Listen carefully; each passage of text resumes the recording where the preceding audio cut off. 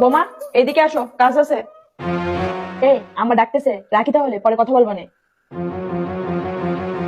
তোমার না কয়েকদিন ধরে বলছি আমার সাথে প্রবাসে থাকে, ওর সাথে এত কথা বলবো না।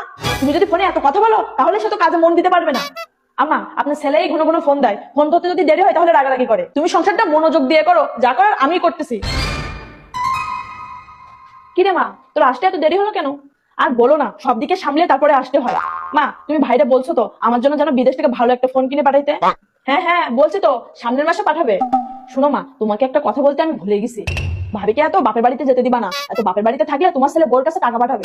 বুঝতে তো পারো প্রবাসী ছেলে দেখে মেয়ে বিয়ে দিছে, ছেলের কাছ থেকে কিছু নেওয়ার জন্য, যেন না নিতে পারে এই সুযোগটা তুমি দিবা না।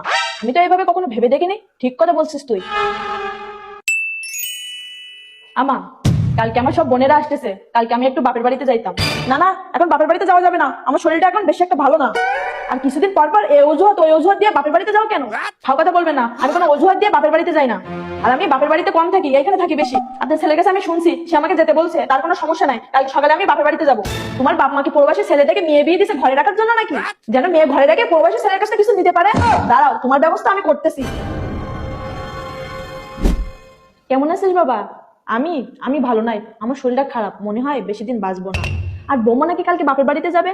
তা যাবে যাক, তাতে আমার কোনো সমস্যা নেই। শোন বাবা, বৌমা সারাক্ষণ সারা রাত জেগে ফোনে ফিসফিস করে কথা বলে। তার সাথে যে কথা বলে তা আমি জানি না।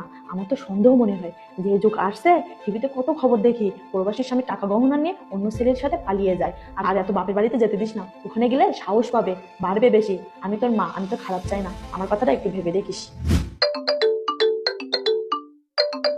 হ্যালো। হ্যালো, কি করতেছো তুমি? বাপের বাড়িতে যাবো বলে রেডি হচ্ছিলাম। কালকে রাতে দেখলাম তুমি অনেকবার ফোন দিছো, কথা বলতে বলতে যে কখন ঘুমাই গেছি আমি বুঝতে পারিনি। ঘুমাই গেছিলা নাকি অন্য কারোর সাথে কথা বলছিলা? তোমাদের মতন মেয়েদের বিশ্বাস নাই, বুঝলে?